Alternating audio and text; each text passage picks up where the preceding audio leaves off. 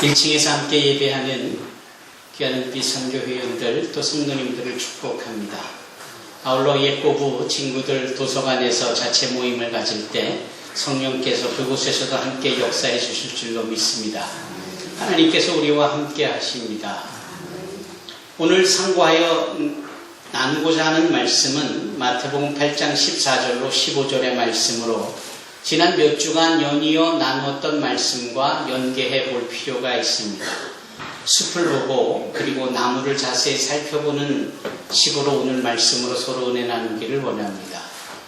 우리가 기도에 대해서 생각해 볼 때 기도란 하나님께 우리의 모든 처한 입장을 도와주십사 요청하는 것이겠죠.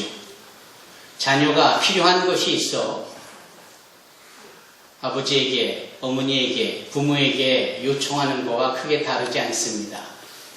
물론 기도를 복잡다단하게 또 이해하고 제대로 적용하고자 하는 부분에 있어서 여러 방법론은 있겠습니다만 크게 기도는 그런 식입니다. 하나님 도와주십시오. 이게 기도지요. 지난 몇 주간 그리고 오늘 본문까지 살펴봤을 때 그 당시 상황을 고려해 보면 치명적일 수 있는 질병 3가지가 등장합니다. 하나는 문둥병입니다. 또 하나는 중풍병입니다. 그리고 오늘 본문에 기록되어진 열병입니다.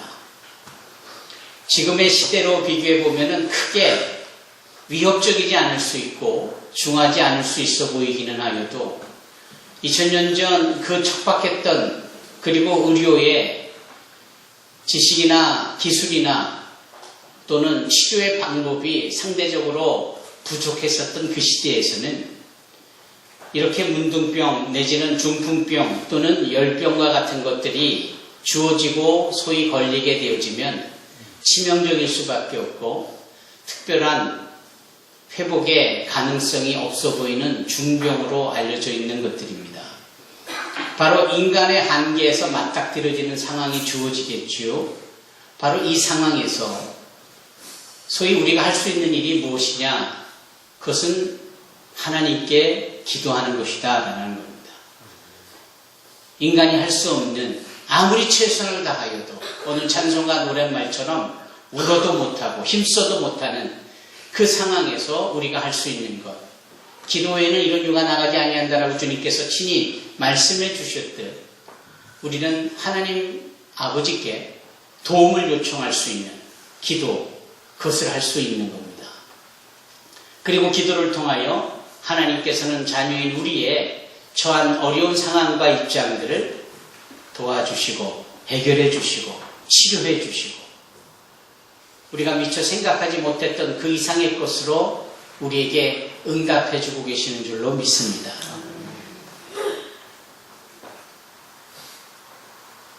문둥병에 걸렸던 이분은 정말 돌에 맞아 죽을 수 있는 상황을 인지하면서도 소위 죽기 살기로 주님 앞에 나와 무릎 꿇고 자신의 처한 이 문둥병을 치료해 주시기를 원했지 않습니까?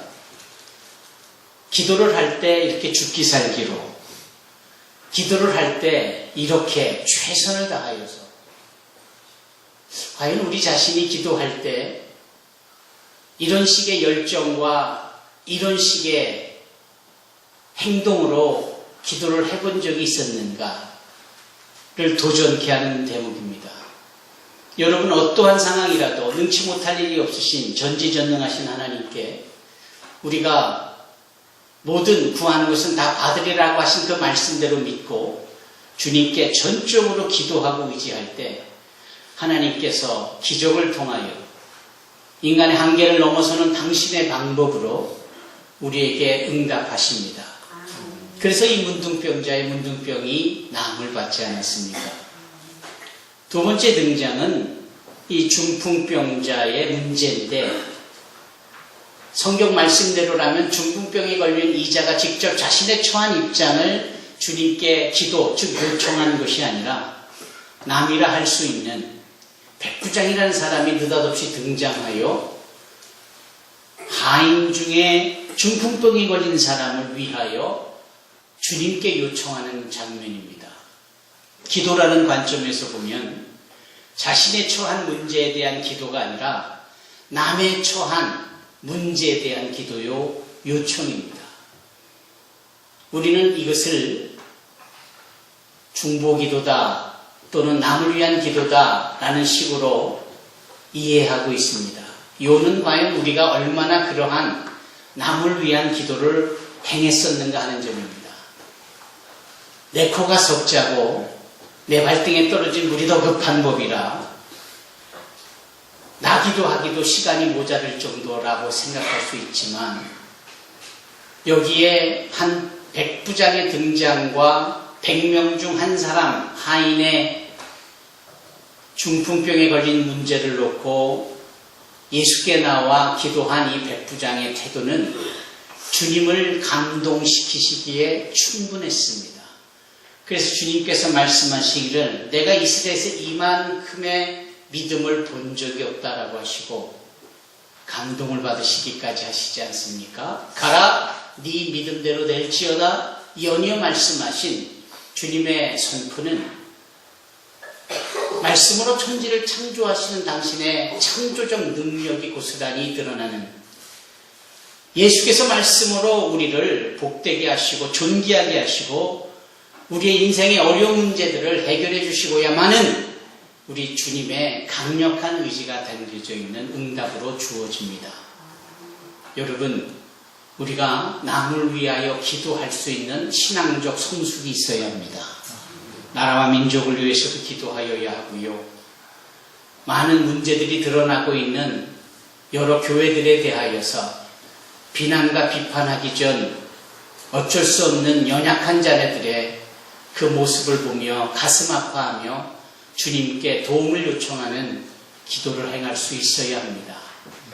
많지 않은 성도의 숫자로 모인 우리 산소만 교회 아니지만 여러 건강상의 문제, 경제적인 문제, 가족 구원의 문제, 취업, 직장의 문제 등 오랫동안 어려움을 겪고 있는 성도들을 우리가 조금만 관심을 가지고 보면 얼마든지 발견할 수 있는데 나의 기도 시간에 저분들을 위하여 주 예수의 권능 있는 이름으로 함께 축복하고 기도할 때 주께서 우리의 믿음을 칭찬하실 뿐 아니라 저들의 문제까지도 해결해 주시는 줄로 믿습니다.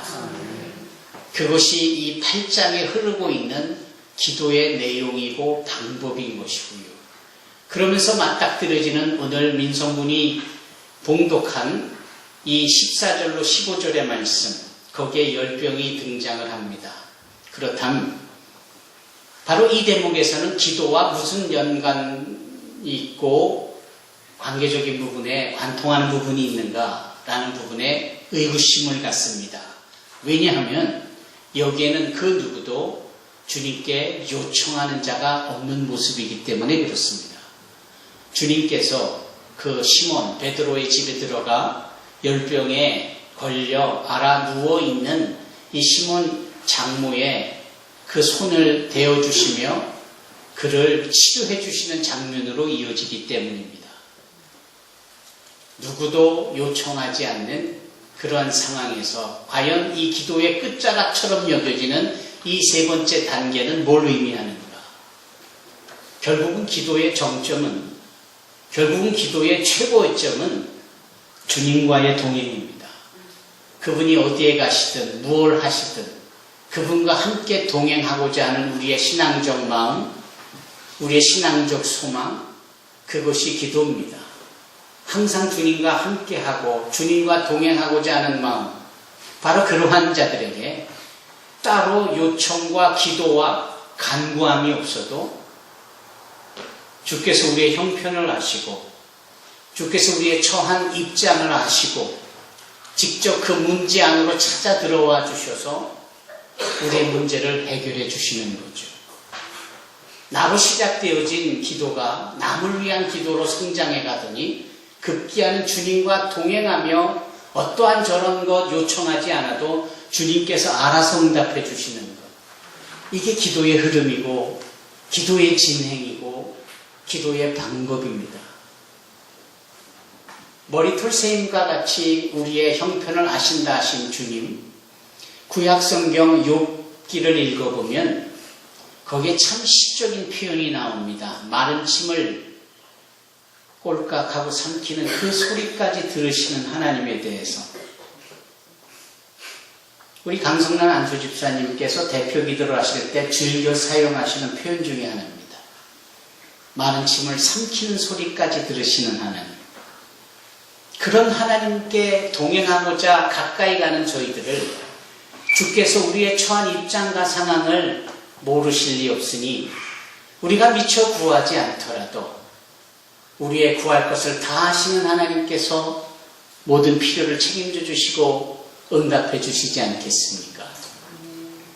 베드로에게는 장모면 또 다른 어머니이신데 그 어머니가 열병에 걸려 누웠을 때 베드로가 좋게 주님께 구할 수도 있었을 것 했는데 어디도 그런 모습이 없잖아요.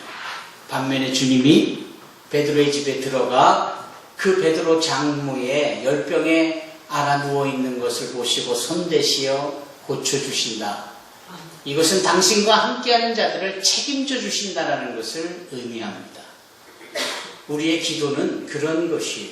주님과 동행할 때 그분이 우리를 책임져 주시고 보장해 주시고 함께해 주시는 것. 부디 저와 여러분들이 크리스찬으로서의 기도 생활을 영위해 나갈 때 이런 순서와 이런 방법으로 이러한 진행으로 기도할 수 있기를 주님의 이름으로 부탁을 드립니다.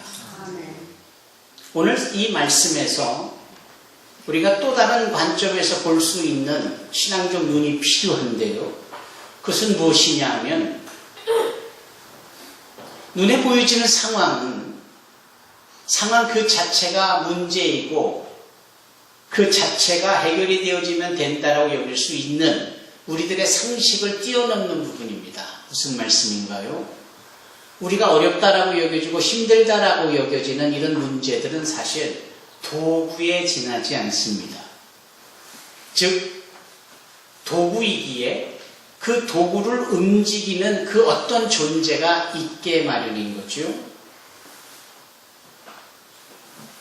여기 베드로의 장모는 전후 맥락의 상황을 살펴보면 늘 하던 일이 있었어요. 그것이 무엇이었냐면 바로 예수님, 그와 함께 동행하는 제자들, 갈릴리를 오가면서 행하셨던 수많은 공생의 사역을 한 여인으로서 수종 들듯이 섬기는 것. 예를 들면 식사를 제공한다거나 지쳐 귀가했을 때 편안한 잠자리를 제공할 수 있도록 청결을 유지하는 그러한 일들이라든지 물을 길어 오른 일이라든지 심지어는 세탁도 그런 쪽에 하나에 속할 수 있겠죠.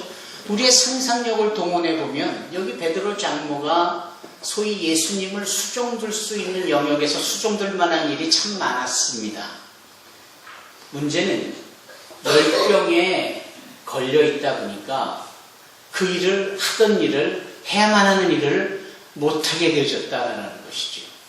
그래서 그 못하게 한 이 열병 그 자체의 문제보다는 열병이라는 것을 도구 삼아 하나님을 섬기는 일을 못하게 한 그 어떠한 존재, 하나님의 일을 거스리고 방해하고 회방하는 것이 있다면 악한 영 사단 말고 무엇이 있겠는가? 그렇다면 말입니다.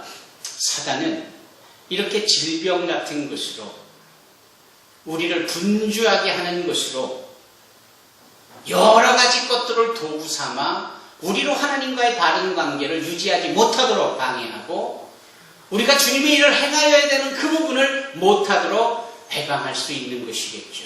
주님은 그것을 보시는 거예요. 따라서 주님은 이 본문의 말씀을 아주 여러 영역에서 해석이 되어지도록 성령의 감동으로 허락을 하셨습니다. 그래서 오늘 본문의 말씀 마태복음 8장 14절로 15절의 말씀은 마가복음 1장에도 등장하고 누가복음 4장에도 등장합니다. 같은 내용을 딱 두 절에 걸쳐서만 설명하고 있는데 사용되는 용어가 대단히 의미심장한 거예요. 예를 들면 지금은 대부분의 여러분들의 손에 있는 성경이 열병에 앓아, 열병에 걸려 이런 자연스러운 표현을 하고 있지만 최근 10년 전까지만에 사용되었던 우리 성경대로라면 열병에 붙들려 뭐 이런 표현을 썼습니다. 열병에 붙들렸다. 그래서 예수님께서 그 열병을 꾸짖으셨다. 그랬더니 열병이 떠나갔다. 이런 표현을 쓰는 거예요. 원래의 우리의 귀에 익숙하고 자연스러운 표현은 열병에 걸렸기에 예수님께서 열병을 치료해 주시니까 열병이 나았더라 라고 해야 되는데 열병에 붙들리어 예수님께서 열병을 꾸짖으셨더니 열병이 떠나갔더라 이런 표현을 쓰는 겁니다. 마치 열병이 무슨 한 인격체처럼 우리 주님과 소통하고 대화하는 것처럼 표현되잖아요. 이 사실 하나만 가지고 보더라도 문제라고 여겨지는 이 자체를 도구 삼은, 그래서 우리를 방해하고 하나님과의 일을 허물어가게 하는 이 사단의 존재에 대한 분명한 인식이 오늘 본문의 말씀을 통하여 우리에게 요구되어지고 있다는 겁니다. 여기서 잠깐 예수님께서 이러한 일들을 행하신 걸 한번 생각해 보십시다. 그분이 건너편으로 가자라고 하시고 배 안에서 쪽잠을 주무세요. 그 사이에 제자들이 배에 노를 져서 건너편으로 가려고 하는데 바람이 붑니다. 세게 붑니다. 바람으로 인해서 물결이 흉흉하게 뛰어놀고 급기야는 그 물결이 배 안으로 들어오고 배가 막 침몰할 일정이니까 혼비백산한 이 제자들이 다 깜짝 놀라면서 주무시는 예수님을 흔들어 깨우면서 주님, 우리가 다 죽게 생겼다 이런 고백을 할 때 주님께서 일어나셔서 그 쳐들어오고 그 배 안으로 들어오는 그 많은 성난 파도와 같은 물결에 대한 이 부분보다는 그것이 있게 한 눈에 보이지 아니하는 이 바람에 대하여서 주님께서 말씀하시기를 이 바람을 꾸짖으시죠. 그리고 이 물결 보고 잠잠하라라고 말씀을 하시죠. 순서가 참 중요한 겁니다. 물결이 먼저였을까요? 보이지 않는 바람이 먼저였을까요? 예수님은 이 사건 하나로 우리에게 보이지 않는 영의 세계, 보이지 않지만 반드시 존재함으로 여러 문제들을 도구 삼아 우리를 소위 괴롭게 만들고 힘들어 죽겠다라고 고백하게 하는 이 악한 영에 대한 부분을 분명하게 명시하고 있는 겁니다. 영의 문제가 해결되어지니 육의 문제가 잠잠해지고 해결되어지는 거죠. 뜬물 문제 앞에 여러분들이 어려움을 겪고 있을 때 왜 이런 일이 있을까? 사랑하는 성도 여러분, 악한 영의 방해요. 영적으로 둔감해져 있는 우리에게 틈을 본 더러운 악한 영의 공격입니다. 영적으로 우리가 바로 서면 육적인 것은 저절로 평안하고 잘 될 수밖에 없습니다. 그래서 일찍이 사도 요한은 사랑하는 자여 네 영혼이 잘된 같이 네가 범사에 잘되고 강건하기를 내가 간구하노라라며 모든 일의 시발점, 시작점을 영으로 보는 겁니다. 영혼으로 보는 겁니다. 주님께서는 이 시몬 베드로의 장모, 그가 늘 예수님을 수종들었던 그 역할을 못하도록 방해하는 악한 영이 열병을 통하여 그를 꼼짝 못하도록 알아눕게 붙들어 놓으니까 그렇게 한 장본인인 이 악한 영 더러운 사단에 대하여 예수께서 꾸짖으시니 꼼짝 못하고 떠나갈 수밖에 없는 거지요. 그래서 누가는 이 여인이 일어나 수종들더라라는 오늘 마태복음 이 8장의 말씀에 한 단어 하나를 첨부합니다. 그 첨부한 단어가 단 한마디예요.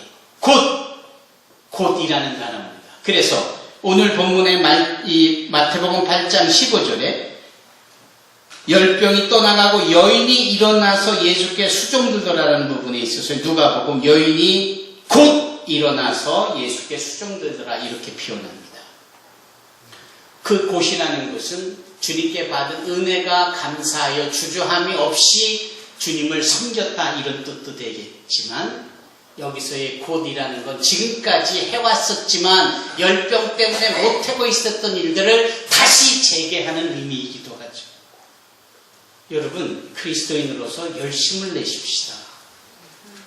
영혼구령에 대한 대위임령을 우리에게 부여해 주셨는데, 뭐 먹고 산다라는 일 때문에, 심지어는 놀는 일들 때문에 우리가 그 중요한 일을 못하고 있잖아요. 열병하고는 비교할 수 없는 것이지만 사단 마귀에게 소중한 목적과 목표를 빼앗긴 것은 동일한 문제입니다.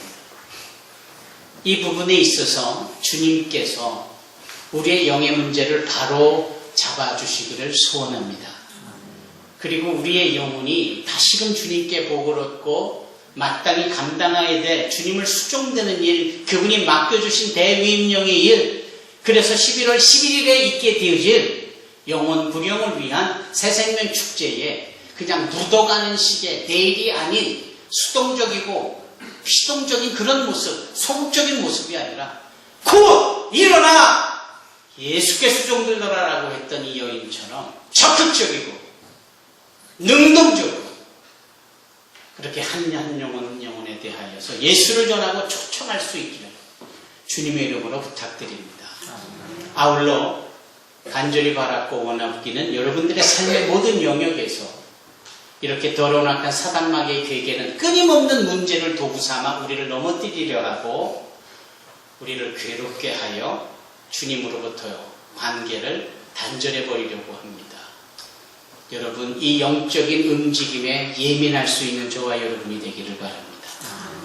늘 주님과 동행할 때 주께서 이와 같은 우리의 형편과 상황을 하시면서 우리를 도와주실 것입니다. 그분의 은혜가, 우리 주 예수 그리스도의 은혜가 오늘 저와 여러분들에게 가득히 부어지기를 주님의 이름으로 축원합니다. 기도하겠습니다.